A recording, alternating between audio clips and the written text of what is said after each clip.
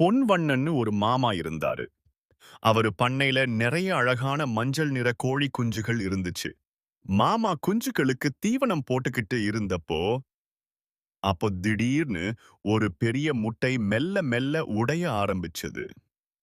டோக் டோக் டோக் அதிலிருந்து ரொம்ப சுட்டியான ஒரு குஞ்சு வெளியே வந்துச்சு. அதுக்குத்தான் சுட்டின்னு பேரு.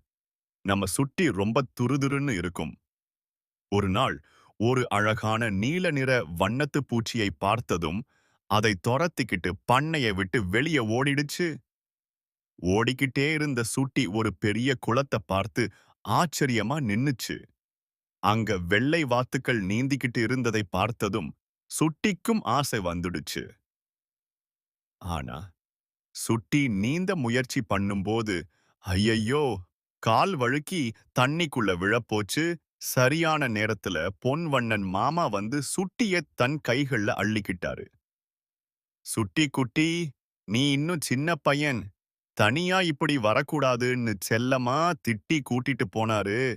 அன்னைக்கு அப்புறம் நம்ம சுட்டி குட்டி தன் நண்பர்களோட பண்ணையிலேயே ஜாலியா விளையாட ஆரம்பிச்சது.